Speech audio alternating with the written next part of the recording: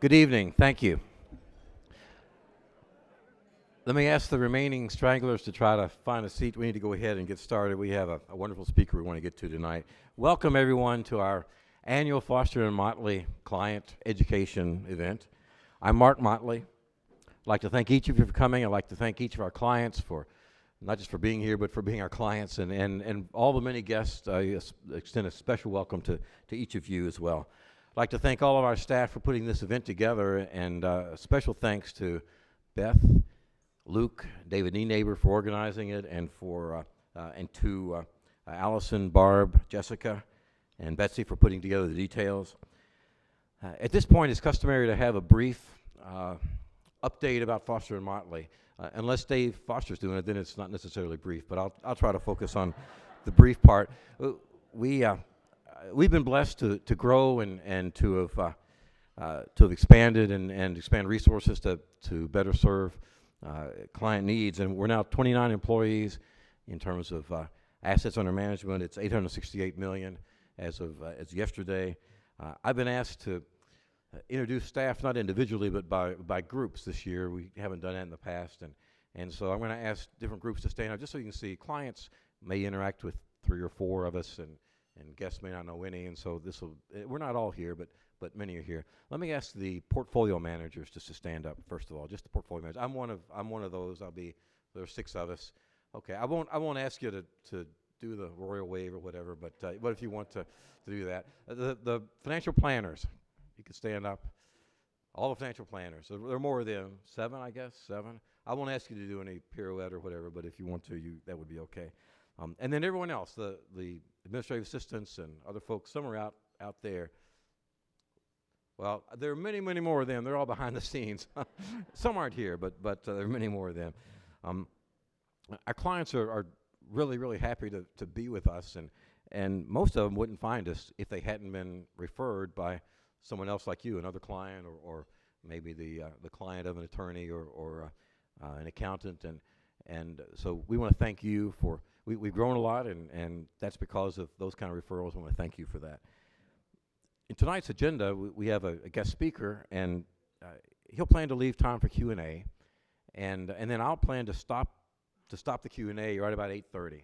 And after that, you're invited to stay if you'd like and help us consume the rest of the consumables, and if you'd like to watch a little baseball with us, if we can find a game that might be of interest. There may not be, but I hear there might be one tonight. And I've actually checked it out, and supposedly we're going to have that working. So we need to leave about 9, but we'll have a little time there for that. This is the 6th annual client education event that we've had, and this one is materially different from all the prior ones we had, and it's particularly different from the very first one we had. That one was in 2008. It was in the school auditorium of Madeira High School. It was in the middle of the crisis of 2008. It was all Dave. All this came from Dave Foster's idea. We give him all the credit for that. I think he felt like we were getting calls. Lots of people needed. I'll share this on us. We call it hand holding. When people are really scared about scary things going on, and they call and need a little comfort. I hit this and didn't mean to, but it started. That's all right. I had my hand on the podium.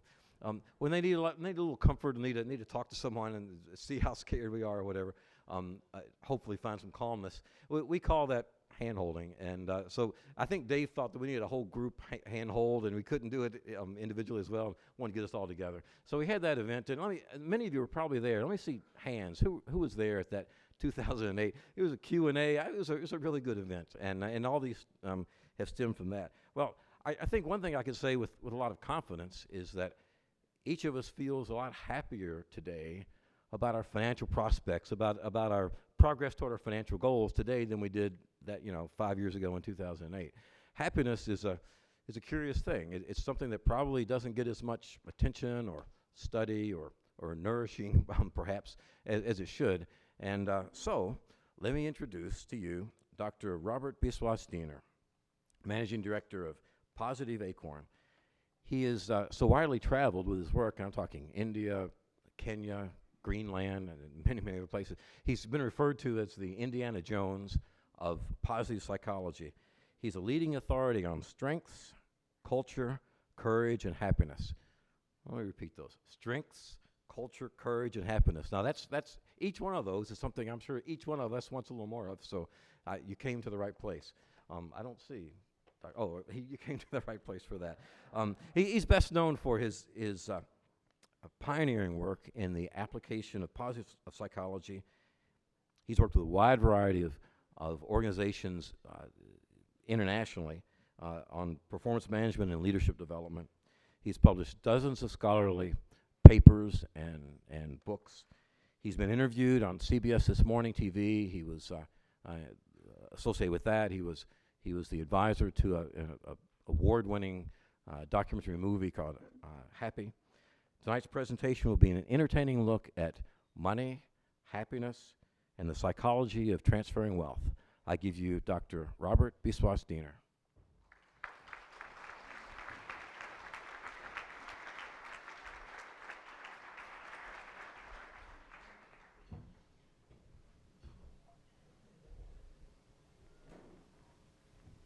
Thank you very much. It means the world to me that you chose me over the Cincinnati Reds. The fact that you would rather spend your time here and that you care virtually nothing about their performance really tells me how much you have invested in me, so thank you. I appreciate it. Everyone can hear me okay? Is that right? A few people are saying no. Is it possible to adjust the volume, or maybe I can just shout? How about now? Is this better? Great. Thank you. I'm here today to speak with you a little bit about the psychology of money and the relationship between happiness and money. I think it's an interesting topic.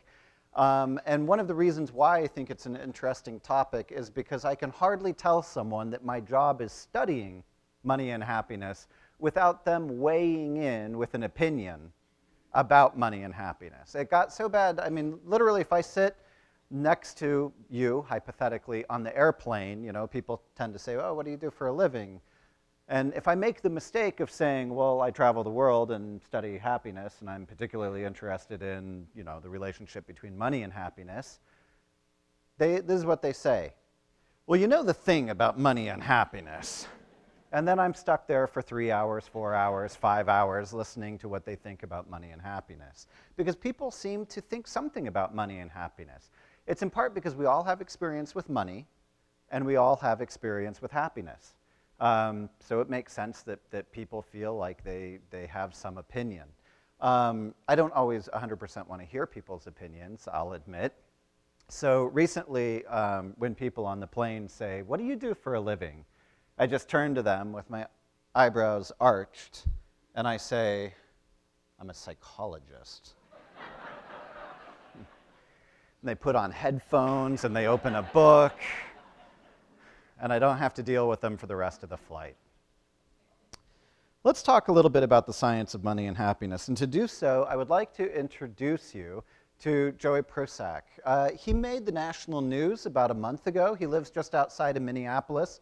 I don't know if any of you caught this story. Really a wonderful kind of heartwarming story. He began working at a Dairy Queen when he was in his early teens, 19 years old now. He worked his way up to manager of this particular location. And just a few months ago, a blind patron came in and was ordering, and this blind person pulled out their credit card, but when they pulled out their credit card, a $20 bill fell out of their wallet and landed on the ground.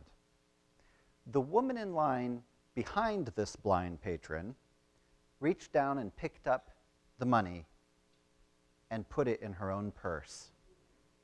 I know, right? Joey, the manager, saw this and said, ma'am, you should give the person's money back. She said, no, that was mine. I just dropped it. And he said, then I think you should leave. And she left. And then he did one better. He reached into his own wallet and he pulled out a $20 bill. And he said, on the behalf of Dairy Queen, I would just like you to have your money returned to you. Now, for a long time, nothing happened with this. Only behind the woman in line, there was another man in line. And that man wrote a letter to corporate headquarters praising Joey for his action, saying this is really incredible what he did. He took his own $20 out, and it's not like he's making all that much money, and returned it to the woman. What a great, a poster child for the perfect employee he is. And when corporate got a hold of this, they passed the news along to the person who owns the Dairy Queen chain, Warren Buffett.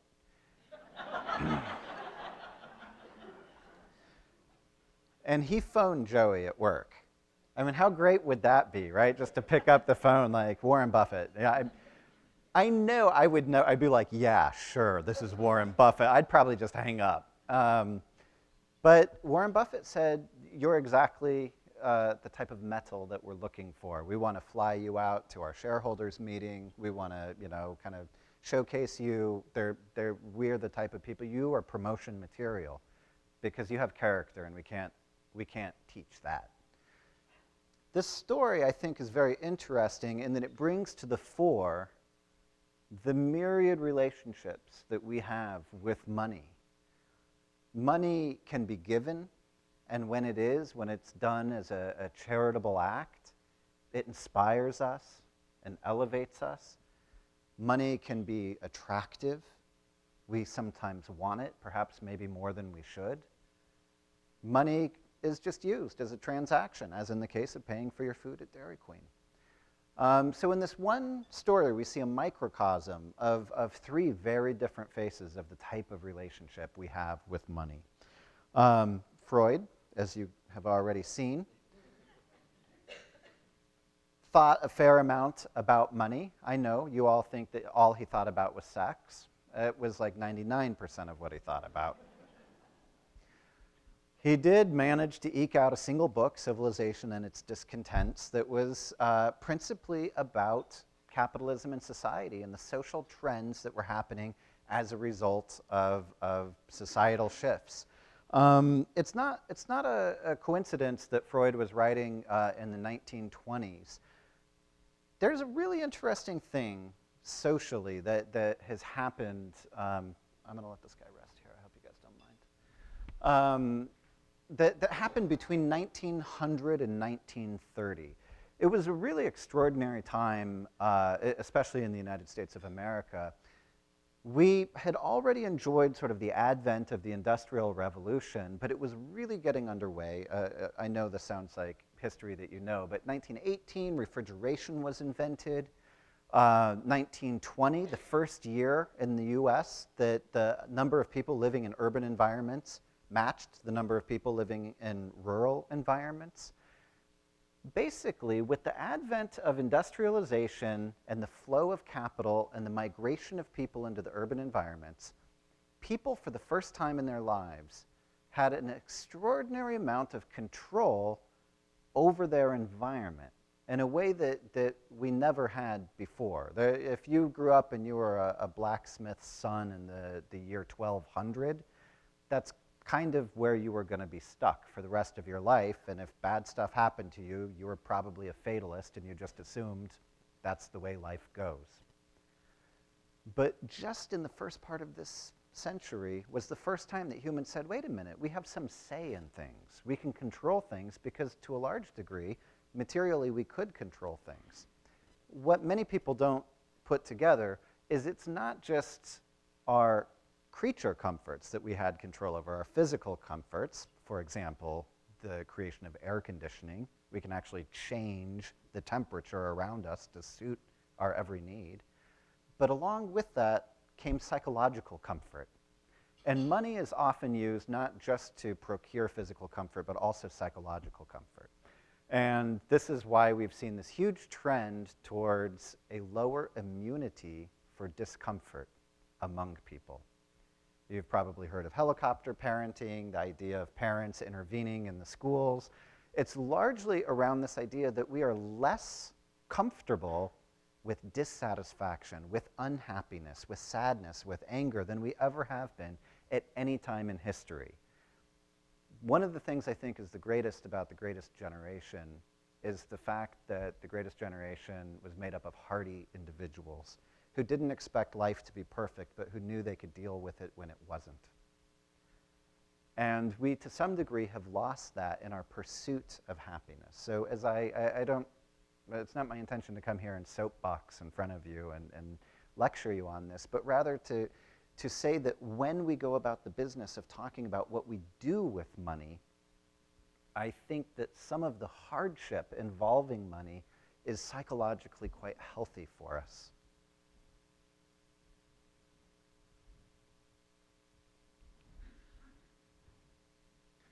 Beware of safety, as this poorly translated Chinese sign says.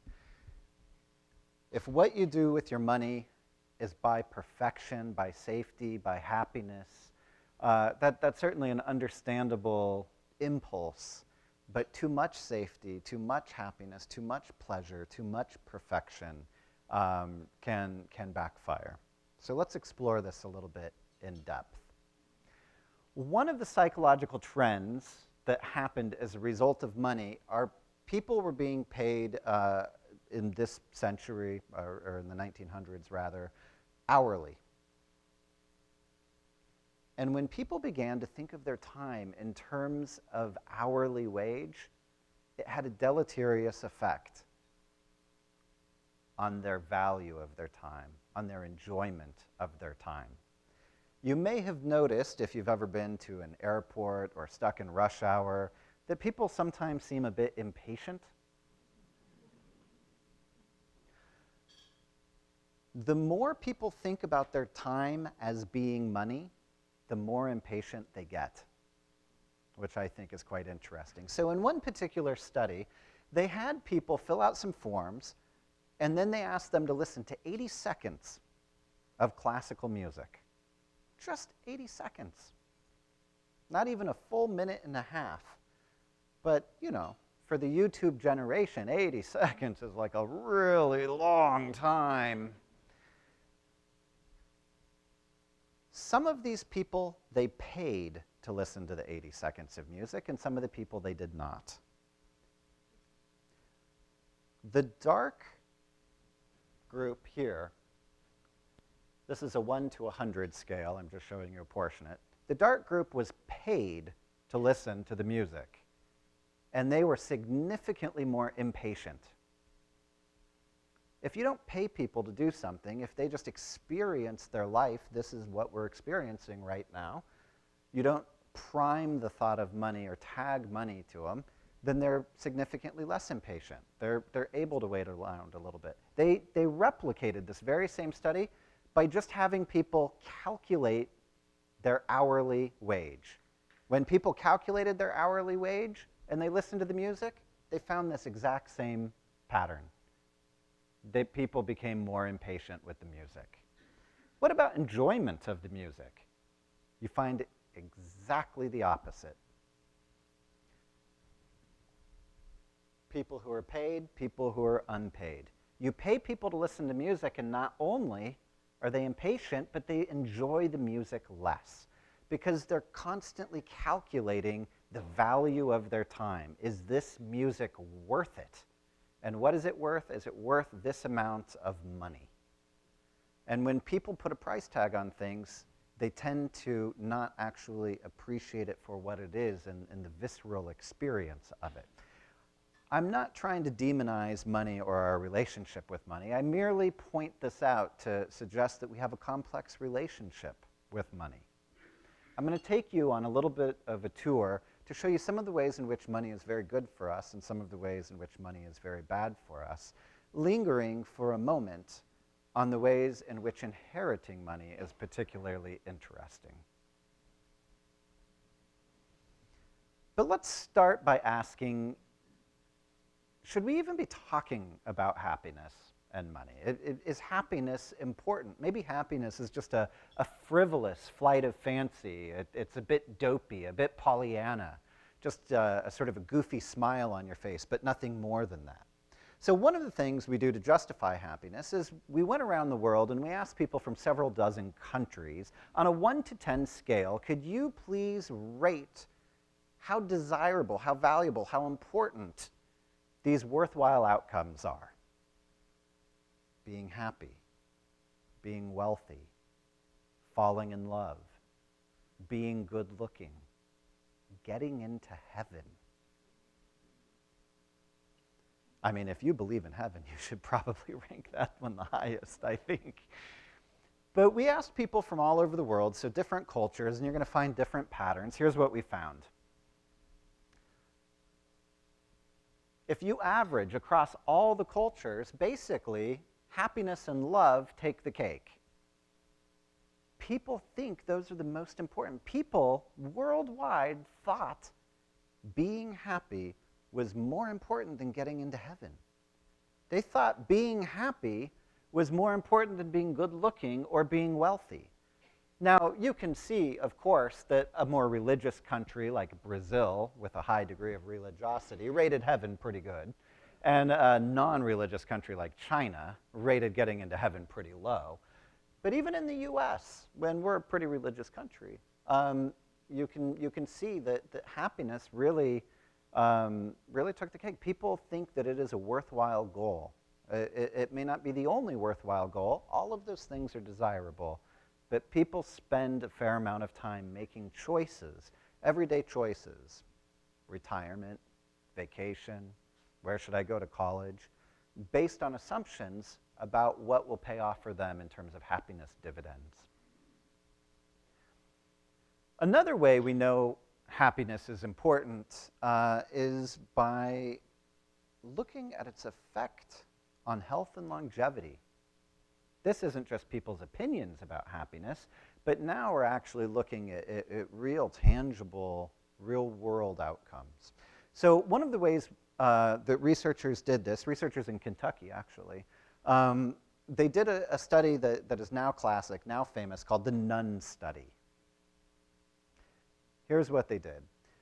A bunch of nuns, decades ago, were about to enter the convent. And on the day they entered the convent, they wrote personal autobiographies, one-page autobiographies. And then also they signed a consent so that when they died, they would give their brains over to science for Alzheimer's research. And then the nuns went about the business of being nuns for the rest of their lives.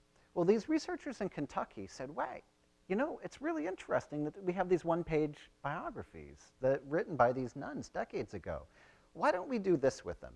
Why don't we look at how positive or how negative these autobiographies are?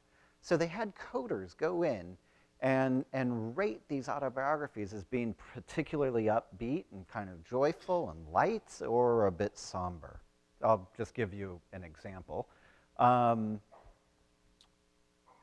One of the more somber types of autobiographies might say something like, "It is my solemn duty to constantly obey the rule of the church." You can see that's not exactly a barrel of laughs, right? Even though it might be a worthwhile thing to do. One of the more upbeat types of narratives would read something like, "Oh, it is with the greatest joy that I spread the love of Jesus." You can just hear that that's a bit bouncier in tone. And so what they did is they wanted to just follow up and see among these least happy nuns and most happy nuns, as indicated by a single one-page autobiography written at age 20, who later in life was still alive. Here's a picture of the happy nuns.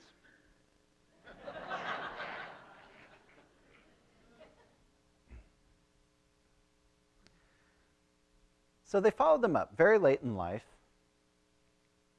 And here's what they found with the least cheerful nuns. Now, I should probably say from a researcher's point of view, it's very nice that they were able to use nuns, because this is what we would call a quasi-experimental study. That is, their living conditions were pretty controlled. Nuns have the same drug habits, the same drinking habits, the same sexual habits, the same diet, right? I mean, you know, like, all these things that might contaminate longevity is held constant. So really, it is, to some degree, just kind of how upbeat or not these nuns are. So, if we just look at the least cheerful nuns, and I went to Catholic school, and I'm pretty sure that Sister Gertrude was part of this group, you can see that half of them are still alive in their mid-80s, and a full, fifth are still alive at age 93. So if you have learned nothing else today except just this one thing, it's that most everyone should become a nun. It seems to be pretty clean living, right? If you want, really good old age, being a nun seems like a good way to get there. Let's look at the most cheerful nuns. That's a striking difference to me. Look at that. If you really want old age, you should be a happy nun. Absolutely. As many of the happy nuns were alive at age 93 as the unhappy ones were at age 85. And considering, average life expectancy in the United States, which fortunately continues to get older and older, but 93 is certainly pushing the boundary to say half of any particular group of people are still alive at 93. I mean, that's really extraordinary because a lot of these people are going to go on to become centurions. So one of the things we conclude from this is that something about happiness is good for your health, and through other studies we know that it boosts your immune system, and I'm not making grand claims like somehow happiness is going to cure cancer or something like that, but we definitely know from controlled studies that it boosts your immune system such that you're less likely to come down with the common cold. It regulates your fibrinogen, so your blood clotting basically, so you're less likely to have hypertension, stroke, and so forth if you're a happy person. So there are some real tangible benefits related to happiness. Here are a few of them we find across studies. Happy people have lower turnover at work, better reports of customer service, they get better supervisor evaluations, they have higher job satisfaction, they show up to work more, they're more likely to help their colleagues, they volunteer more in the community, they also donate more money to charity. They're perceived by others as being more friendly, more confident, more assertive, regardless of whether they actually are. They make more money. They just have higher annual salaries. They get promoted more often. They live longer. They're more likely to be judged of getting a pay raise, being worthy of that. They're more likely to be judged as creative. They're more motivated. They persevere more at difficult tasks. They are better, more efficient decision makers. The list actually goes on. They visit the emergency room less. They wear their seatbelts more. They smoke less. They drink alcohol to excess less. And if you're the kind of person who cares at all about pay raises, supervisor evaluation, seatbelts, creativity, then happiness has got a pretty good return on investment. I think that's interesting that we can predict seatbelt use by whether or not a person is happy. So we think that happiness is worth talking about. Now, I'm just going to linger here for a second because likely you're convinced enough that happiness probably is okay that we can go ahead with the rest of this talk. But you're also, my guess, is a pretty smart, sharp bunch of people. And I know that at least one person in here is in their heart thinking, this is just hogwash. How on earth can you measure happiness? How could there be a science of happiness? So I'm not going to give you a bunch of tutelage into the arcane arts of statistics. But the best way to get at happiness is to ask people. Are you happy? You do this all the time with people. And I'm not talking about that fake exchange at the grocery store. I'm talking about when you come home to your spouse and you notice something's wrong, like we're attuned to one another. You just say, hey, how are you doing today? That's the kind of thing we're doing. So I might ask you, are you happy? And I can have him use a 1 to 7 scale or a 1 to 10 scale to fill it out. But, I don't 100% trust him. So I also would go to his friends and family members and ask them to rate his happiness. I would also give him an iPhone, and I would beep him throughout the day and have him take a momentary mood questionnaire at different times of days and across days. somewhere triangulated between all of that data, we have a reasonable portrait of happiness. It's not a perfect portrait, but that's basically how we go about the business of tagging a metric to this abstract concept. So, what do we know about money and happiness together? One way of just finding out about this really interesting question, does money buy happiness, is to go to the poorest people in the world and ask them, are you guys happy? And then to go to the richest people in the world and ask them, are you guys happy? So we have done both of those things. I have spent a huge amount of my personal career living with people in very kind of exotic communities, all of whom, for one reason or another, live a very materially simple lifestyle. So I've lived with Maasai tribal people who live a traditional lifestyle in East Africa. I've lived with Amish farmers who choose a materially simple lifestyle. I've lived in the northern tip of Greenland with people who, because of a hostile environment, have no choice but to live a pretty materially simple lifestyle. But just as I can hang out with people living in sprawling slum areas in India, I am just as comfortable hanging out with the well-heeled. More comfortable even. 2 weeks ago, this was my view from where I was staying in Saint-Jean-Cap-Ferrat on the Mediterranean, just outside of Nice, is around the bend there. This is one of the many houses of Chuck Feeney, who started the duty-free shops and airports. He's one of the richest men in the world. So I'm just as interested in what the super wealthy are like and what they do all day as I am in what people living in slums do all day. Let's find out what the data say. I spent about a year in Calcutta. I had an apartment there, and every day I would go off and interview people living in really deplorable, impoverished conditions. People who are living in huts made out of found materials, who are constantly under threat of eviction from the police because developers wanted their land. Women mostly, who cooked using indoor kerosene heaters that would scar the walls with dark marks and terrible for ventilation. The men who worked as day laborers, often for just a dollar or slightly more than $1 a day.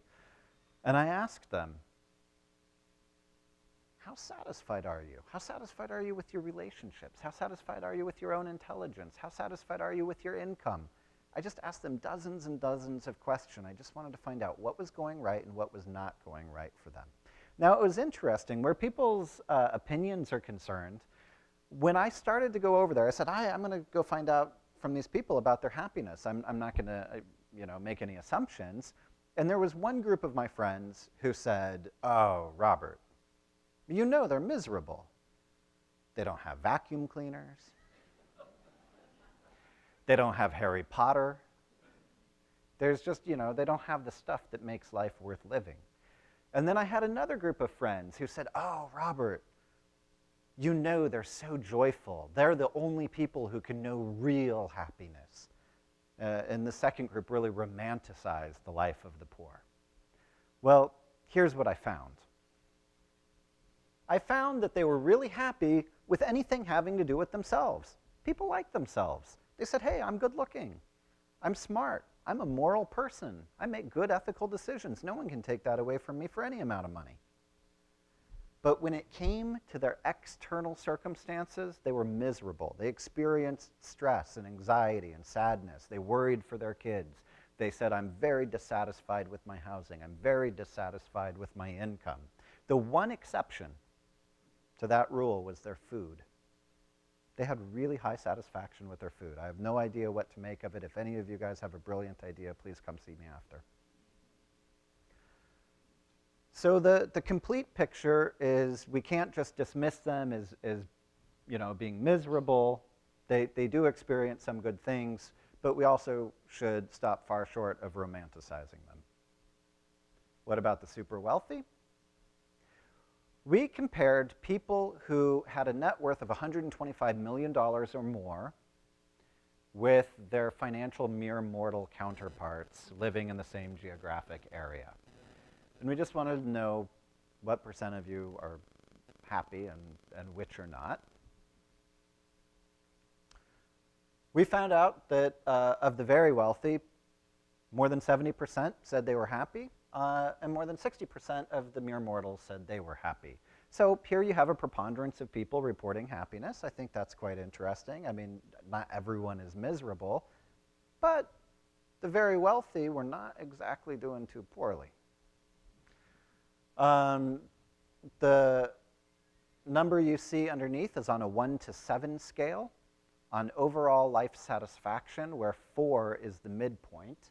So you see the rich eke out a little bit extra satisfaction above the middle class. Again, this isn't suggesting that anyone is doing badly. It's just suggesting that something about being very wealthy may translate into some type of emotional gold. That's for individuals. So if I ask you, how happy are you? That's one thing. But there's also an influence on happiness that comes from the society in which you live. The fact that you didn't have to pay a bribe to police officers today probably helps you. The fact that there's no civil war in Cincinnati right now probably helps you. The fact that you have consistent electricity, good roads, and infrastructure probably helps you. So there is this sort of societal boost. So we took data, 1,000 demographically representative people from 144 countries. That's 144,000 people we asked about their happiness. That's a pretty good sample. And we just looked, how well do you evaluate your life? The darker the green, the better the evaluation of life. A couple of trends should stand out. You can see, by and large, that it is the Western industrialized nations, places that have a lot of social freedoms, good infrastructure, and, I hate to say this today, but governments that work pretty well.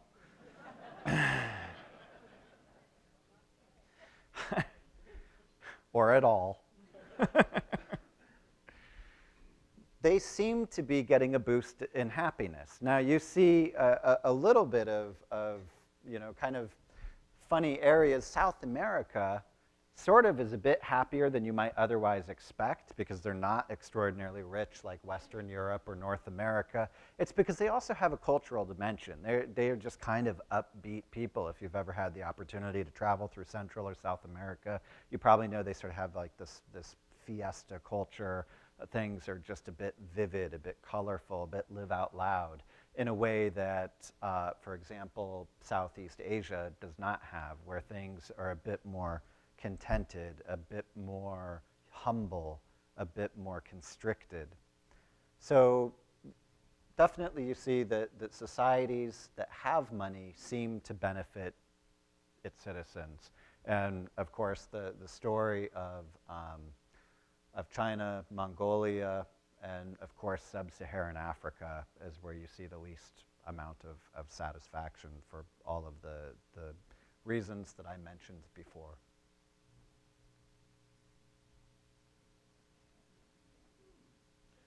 But everything I've just told you had to do with simply having money.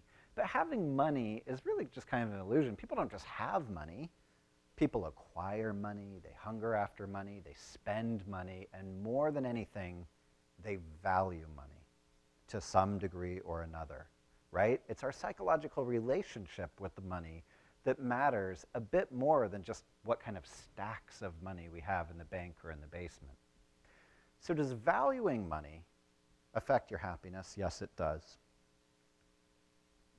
Let me just tell you what I think is mildly alarming. This is a study of United States college students by year, starting in 1966 and continuing on to 2002. The two lines represent, respectively, how important is it to develop a meaningful life philosophy, and how important is it to be well off financially. Being well off financially is the blue line. You can see that somewhere along the way, and it was right around 1976, there was a crossover where we became essentially more materialistic as a nation, where suddenly young people, and this was always college students, young people suddenly thought having stuff is important. And that's kind of why I mentioned that stuff about the 1920s before, because having stuff in some ways translates to being comfortable. And if only I can be emotionally comfortable, if I don't have to stress out about stuff, then things will be good. It's unfortunate. I don't mind if people are well off financially. I think everyone should fly first class. I think that would be great. But what I'm alarmed about is the decrease in developing a meaningful life philosophy. I would like to see both of them be high. But unfortunately, something about the desire for financial satisfaction seems to work in a counterpoint kind of way with developing a meaningful life philosophy. You see this exact same kind of crossover effect in research out of our own laboratory, where we asked college students at the University of Illinois, so they're not from Ohio, University of Illinois, how much do you think love is important and how much do you think money is important? On the bottom, you see a 1 to 7 scale. 1 is completely dissatisfied with my life. 4 is I feel neutral. And 7 is I feel completely satisfied with my life. You can see down at the 1, people who thought money was very important and love was very unimportant were completely dissatisfied with their lives. On this end of things, you can see people who thought that love was completely important, the most important thing, and that money didn't matter at all, were the most satisfied with their lives. Now, for the rest of us, that is normal humans, we're sort of in the middle. We kind of get it. Money matters a bit, love matters a bit, and we feel mildly satisfied with our lives.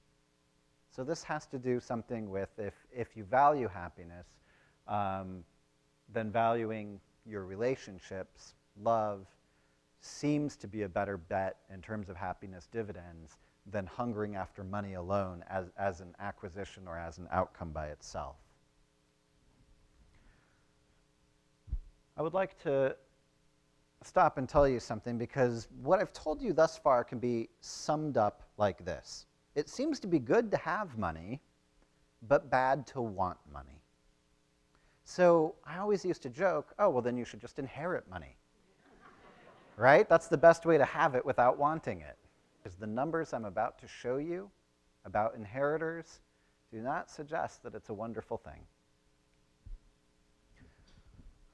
Bob Frank reported these numbers relatively recently, and he looked at people who earned their fortune, and these were wealthy people, versus people who inherited the fortune. Here's the percent of people who are willing to take moderate to more than moderate risks. You can see the earners were willing to be a little bit riskier because they knew they were capable of earning. If they lose money, they can make it back. But the inheritors did not have that sort of internal confidence around their money. They clung to it more like a life raft. Who's responsible for making money? 68% of the earners said, I personally am responsible for making my own money. Whereas fewer than 30% of the inheritors thought they were responsible for making their own money. That sense of personal responsibility. Does the money I have bring me happiness? Half of the earners said yes. Only a third of the inheritors said yes. Why would only a third of the inheritors say yes? You would think they had the easiest part of the deal. They just get to enjoy the money without having to do anything for it. And yet they don't perceive it as making them happy. And does the money I have create more problems than it solves? Fewer than 10% of the earners said that their money was problematic for them, whereas a fifth of the inheritors. Now, all of these are significant differences in terms of statistical analyses. So you find that it's not necessarily bad. It's not going to make you unhappy. It's not terrible to inherit money.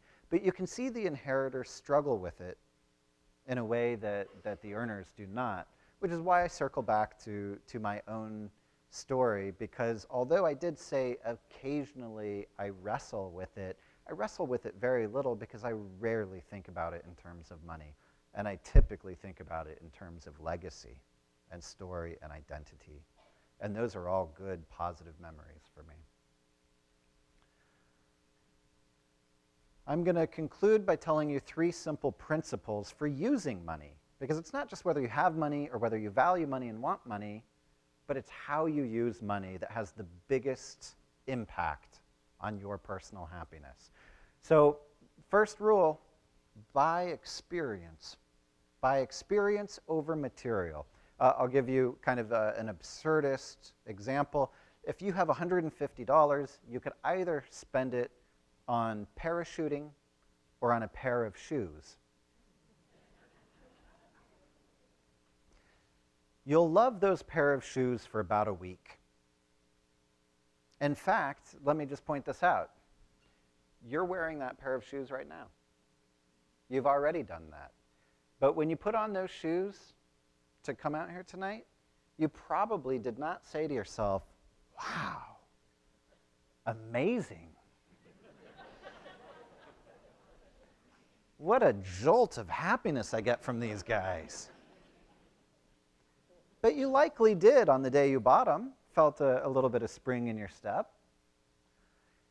It's because we adapt to things so quickly, but one of the things we cannot adapt to is memory of experience. We can reach back into the past and continue mining experience for pleasure. This is why we can look at our photo albums of our wedding day or our family vacation and call to the fore an actual visceral emotional experience of happiness that is the same right now in the moment as I experienced it back then. But it's very difficult to do this with material belongings. I'm going to show you again a little bit of data from people at every different income category, the percent of people in those income categories reporting whether material purchases make them happy or whether experiential purchases make them happy. You can see at the lower income levels, both experiential and material purchases are about the same. The trip to Cleveland is about the same as the new refrigerator.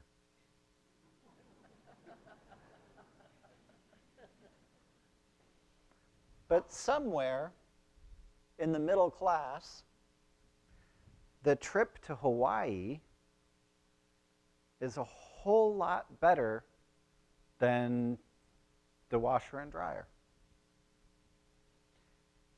And at what I would consider a very good, far higher than the national average salary, you find a marked shift where experiences really, really pan out. So if you are interested in more happiness and you want to wield your money in a way that will get you there, that's number 1, buy experiences. Number 2, help others. People are hardwired to be social and, more importantly, to be pro-social. Maybe there are some people in the audience that think that people are basically selfish or that we're basically bad or basically mean to one another. But a lot of data pans out that really we're willing to lend a hand, that we can bond together in times of hardship. So we took this exact same world sample, the 144,000 people from 144 countries, and we asked them, when you spend money on others, how do you feel? And we coded it in terms of greens and reds. Anywhere where you see red on the world map, they are not deriving benefit. Anywhere where you see green, spending money on other people is paying happiness dividends. The lighter the green, the better. So you're seeing basically a huge swath of the earth is you spend money on another person, and you're the one that gets to be happy as a result of it. I think that's quite a nice message.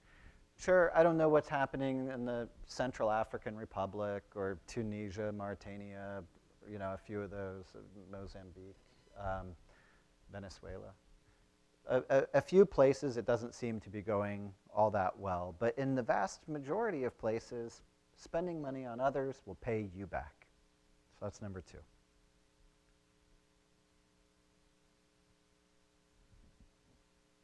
Pay now and consume later. This is something that everyone in this room knows, but everyone who's under 30 does not. Consume now and pay later is increasingly the ethos.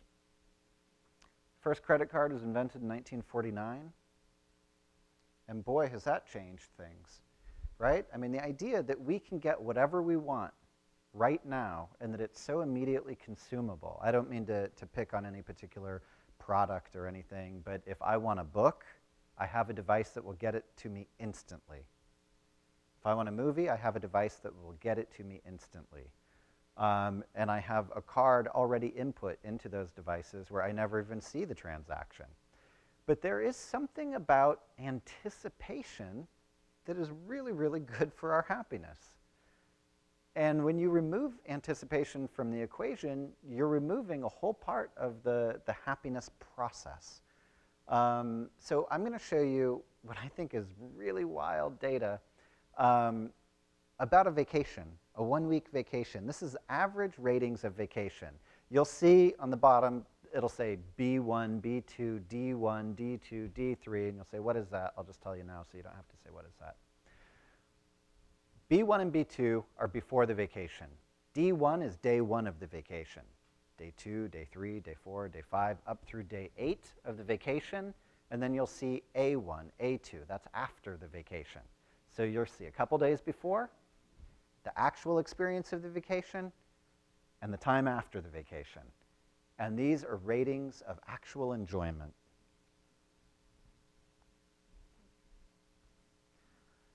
The happiest the people were on their vacation was not on their vacation.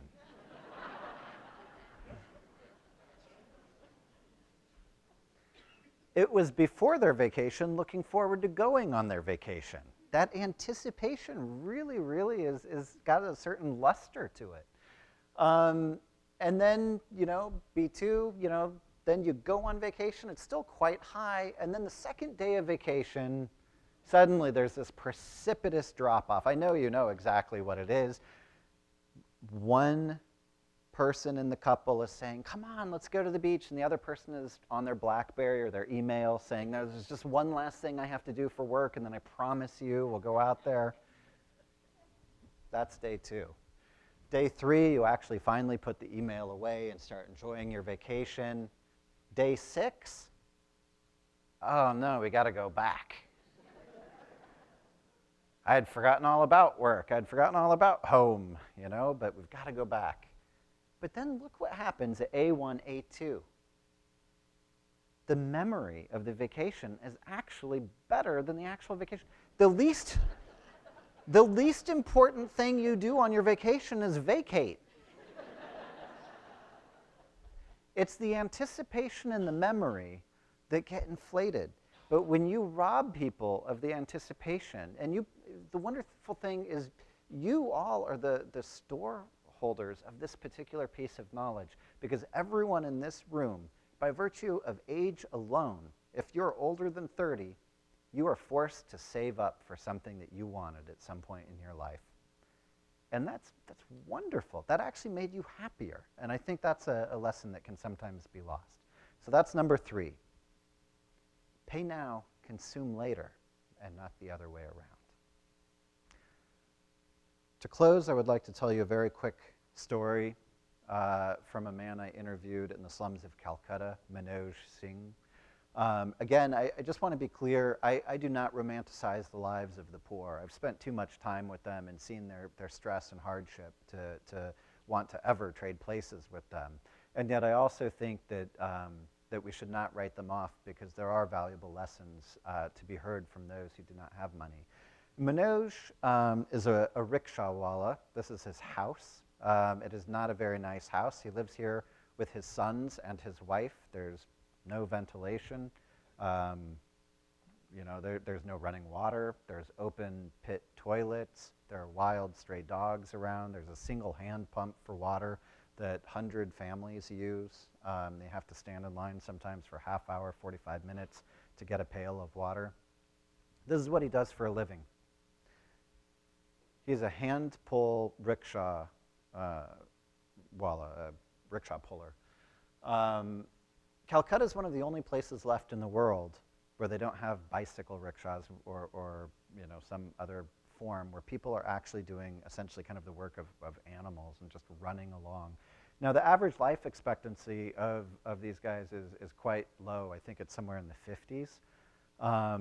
They live in a very congested area. They have often bad lungs. They don't have adequate nutrition. They get abused sometimes by their passengers. They'll hit them if they're not going fast enough or if they get stuck in traffic. And he makes $7 a day. Or $7 a week, I'm sorry, $1 a day. He actually makes $2 a day, but he has to pay $1 in rent for the rickshaw because he doesn't own it. And if he ever misses a day, and in fact, the day I got to interview him, he had a fever. That's why he wasn't at work, so I actually got to talk to him. So he missed that dollar that day. And then the next day when he went back to work, he found his rickshaw chained up because his landlord was punishing him for missing the previous day. So that week, he actually only made his $5. And in the thousands of interviews I've done with people all over the world, this was the first time that I ever just put my clipboard to the side and said, how do you do it? Forget the 1 to 7 scales and the numbers and the metrics, the statistics. I can imagine giving up. Is it just that you're in such desperation? How on earth do you do it? And he smiled at me literally like I was a child. He said, I feel like the richest man in the world. I feel like the richest man in the world. He said, I have everything that's important to me. I have these 2 young sons. Sure, I worry that they're going to grow up in poverty, but we eat breakfast together and I enjoy it. I come back in the evening and they come running out to greet me. Dad, did you bring us candy? And they have this expectation that I might provide candies for them, and they just want to be with me. And how can you not feel wealthy if you can appreciate that? And I think therein lies the lesson from Manoj. Not that somehow we shouldn't work against social ills or poverty, but rather the feeling of being rich, the fact that you're a filter for your own experience.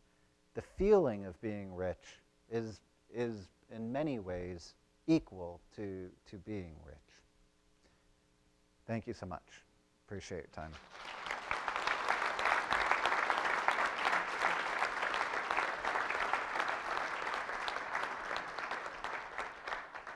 I believe we have some time for questions. And there's a microphone in back. There's a question here.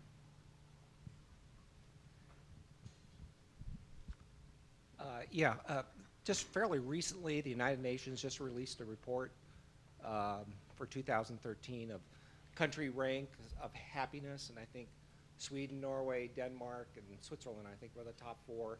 U.S. ranked 17th the happiest. I think Canada and Australia was higher than U.S. So maybe 2 questions. How does your research correlate, or does it correlate with the United Nations happiness report? And then 2, why is the U.S., what's your opinion of why the U.S. was ranked as low? Well, I thought it was low compared to our wealth, Christian nation. So that's the Sure. question. It's a great question. I actually did my doctoral dissertation research comparing Denmark to the United States, because Denmark these lists always shift a little. Sometimes it's Denmark on top, sometimes Sweden, sometimes Holland. Every once in a while you see some outlier like Costa Rica. So you can't take them as 100% gospel, but basically Denmark's a pretty tidy society. I don't know if you've ever been. So I was interested because I've been to Denmark many, many times, and I thought, wow, this place is really well run. It's a social welfare state. It seems to provide for its citizenry pretty well, and yet I wouldn't really want to live here. They don't have any kind of pizzazz. There's no carnival. It's like the opposite of Rio.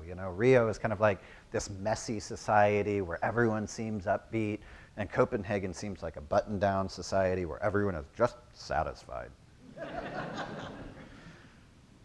So when you unpack it a little bit to find out, why is it that the U.S. wouldn't be faring as well, because we are richer than Denmark is by a long shot,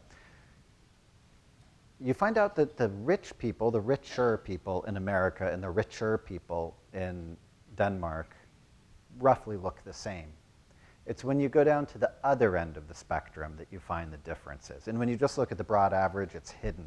But when you unpack it, the poor in the United States experience fairly elevated amounts of negative emotion, anger, anxiety, and so forth. But the poor in Denmark do not. There's also a lot more income equality in Denmark than there is here. But we seem to be providing well for a lot of people, but perhaps not emotionally for those at the bottom, and that's what those are picking up. We're still number 17, you said. I mean, we're not number 193. But for the amount of money and for how well run and kind of how incredible our society is, you would kind of want it to be a little bit higher. Someone else? There's someone here. There, you're getting the microphone. Excuse me, you have some? Oh. I wonder if you'd comment, do you not find, or do you find that temperament is inborn, number one? And secondly, I'll just, then how does age play a relationship, play into this? Age as far as happiness. Sure. I'll answer the second question first, because in some ways it's easier to answer. So we have lots of longitudinal data, and we have data with people at all different stages of life. I'm sure you know that there is a stereotype that older people are less happy, right? They're kind of curmudgeonly or something like this. That is not what the data show. The data show that as you get older, the intensity of your emotions kind of dampens. You kind of have a dampened emotional experience. So you're not like, I don't know if you've ever hung out with, I have a 15-year-old and a 19-year-old, but they're like puppies straining at a leash. Everything's just amazing, and they like want to just run around and they think everything's awesome all the time, and it's just exhausting.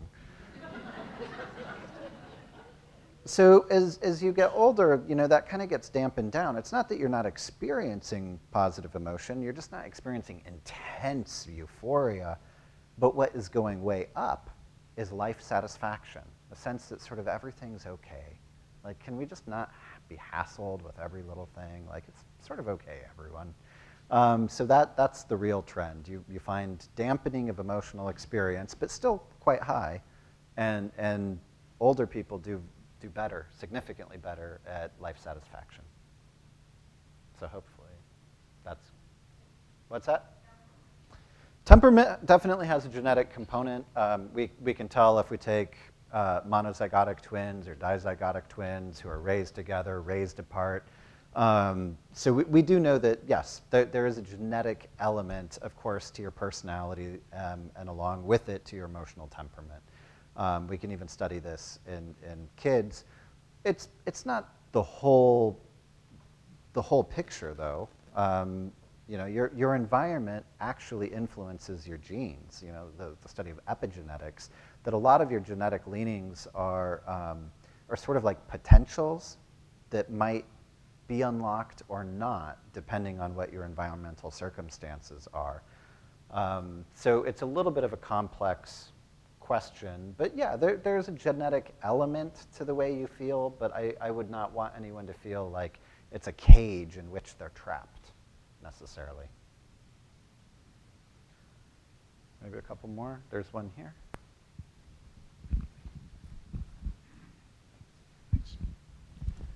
It seems like one of the most relevant applications of your topic would be related to inheritance.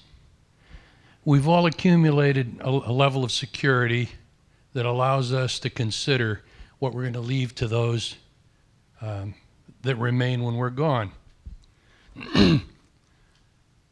How does happiness relate to, or I should say, how constructive is that inheritance to the people who are getting the money from us? We're receiving the wealth, the balance of what we haven't spent at the time that we pass. Obviously, it's to some extent related to the individuals that are receiving the money and the ethics that they've, work ethic and accomplishments in their lives. But is there any general consensus as to a philosophy for giving to your children, your grandchildren, etc.? I'm going to give you an answer that will not surprise you at all, which is I'm even almost reluctant to say this because I don't want to tell you this because it's something you already know. But I think the greatest thing we can give to our kids is values, ethics, values, morality. That's sort of what we equip them with. And I think to the extent that you don't just hand them a lump sum of cash as bequeathed in your last will and testament, but rather, and here are some suggestions about how to use this. I mean, it's just a tool. I mean, if you are a gun owner, you don't just have a gun. You actually think that there are certain ways you should and certain ways you should not use a gun. Money is as much the same thing. It's not inherently good or evil, but I think having good conversations with people about what you should do, that's the thing I thank my grandfather for the most. It was very clear, it's okay to take a trip to Hawaii. You don't need to feel guilty about that. But if all you do is take trips to Hawaii, then you're probably missing an opportunity to make the world a better place, which is important to do. And so I had some strings attached, no legal strings attached, but that, I think, is what was so great. Does that feel at all satisfying to you? I don't know. Yeah, Okay. It's that choice between setting up a trust fund and just divvying it up among the survivors. And basically, in one respect, there's a level of control that may be offensive. And in the other respect, you know, some of your kids are just not responsible enough to receive that money and use it wisely. So Yeah. there's a judgment call there as well. I I make a joke about trying to spend the last nickel just before I die. Sure, sure. I think So a lot the of kids people can- can probably relate to The that. kids continue to love each other and remember us fondly. Yeah, exactly. I'll just tell you, kind of confidentially, that's what my parents say. They say, we're leaving you nothing. But we're going to take you on vacation every year until we die. We're going to spend time together. Wouldn't you rather have memories with us than our money?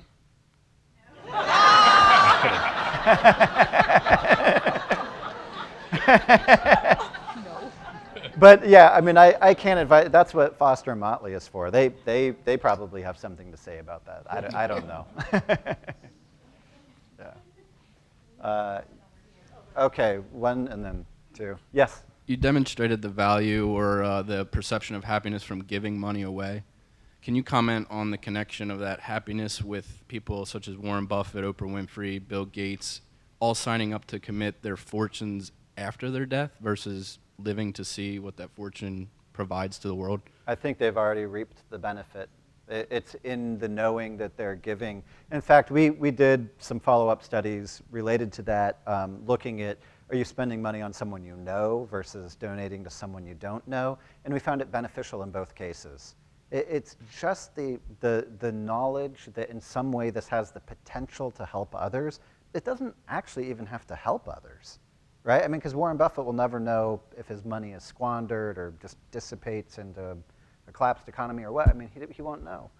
But the idea that the potential is there, I think, is where he reaps the psychological reward. I do a fair amount of fundraising for nonprofits. I could certainly use your slide on Principle 2. But my question is, have you done any work on why are some people just philanthropic and other people are not philanthropic, and people of, I'll say, the same means? It's a great question, and I'm poor for not having an answer for you. I'm sorry, it's dissatisfying to me. I wish I could tell you. It would save you time, right? You could just avoid, some of them. But it really is, I think it's a really important question, because what if it's a teachable skill, or a teachable attitude? I mean, wouldn't the world kind of be nicer if everyone was willing to pitch in a little more? I could look into it for you. I could look at the research, and I'm certainly happy to give you my slide. Email me, and I'll see what I can do for you. I'll wait for your question. Okay. There was someone over here. Yeah. I was just wondering, in the inheritance topic, like we plan to give our children a third, like 5 years apart. They have 5 kids. No. We have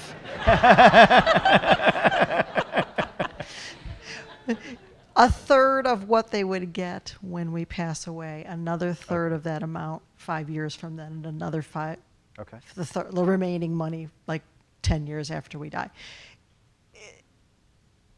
Is that setting them up for the same, dissatisfaction with, because they know it's coming to them? Yeah, or? I mean, it's actually interesting. Now, I mean, I'm gonna kind of call a timeout in my answer. Obviously, I don't know what the tax consequences of that are. Right. Anything, kind of from the financial advising point of view. So I'm not doing that. I'm talking about emotionally. Yeah, it's interesting because one thing it does is sets them up for anticipation, which could potentially be nice. They might feel frustrated with you, but I think that's, I mean, it's intriguing to me that you would do that. I haven't thought a lot about it, but I certainly could see them. It's sort of like knowing that you're going to get a windfall, right? Like, wouldn't that be kind of interesting in life? Like, oh yeah, we can count on that windfall 5 years from now. That'll be interesting. Well, when we initially set it up, they were so young, we didn't want them to be totally irresponsible and blow it all. Mm-hmm. That was kind of the thinking, that Yeah. they would gain maturity over Sure. the years.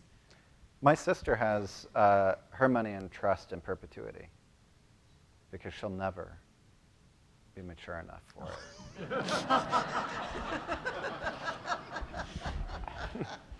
I have a question. This is not a planted question. I just don't know the answer. What is Positive Acorn, and what's the deal with the name of that? Positive Acorn?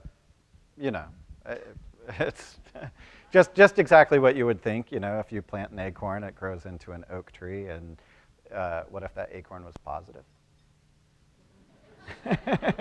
You'd get a better oak tree. It's a bit of a non sequitur. We just thought it was a little playful and kind of intriguing. It was either that or Foster and Motley.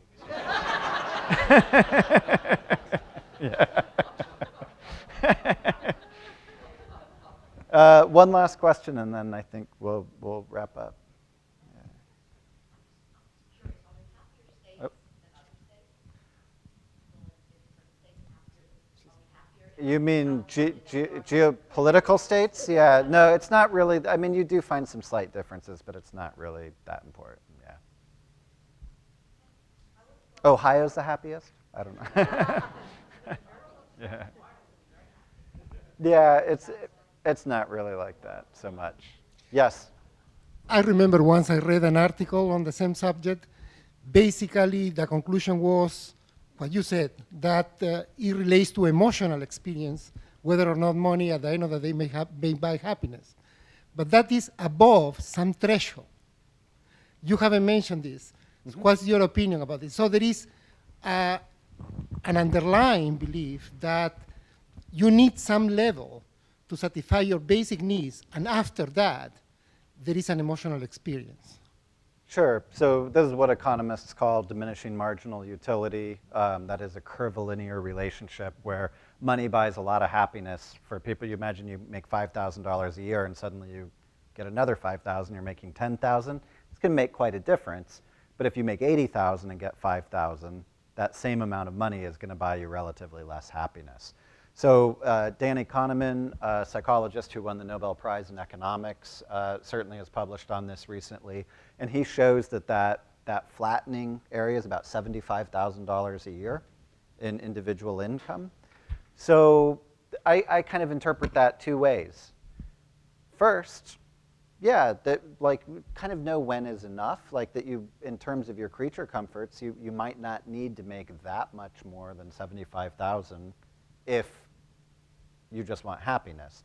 Now, you might want extra money to provide happiness for others, right? And having some extra 75,000s around might help in that.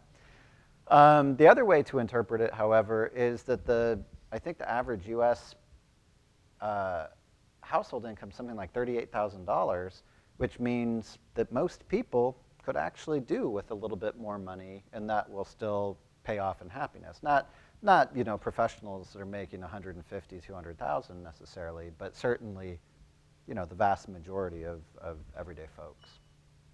Yeah. Thank you so much. Feel free to email me at any time.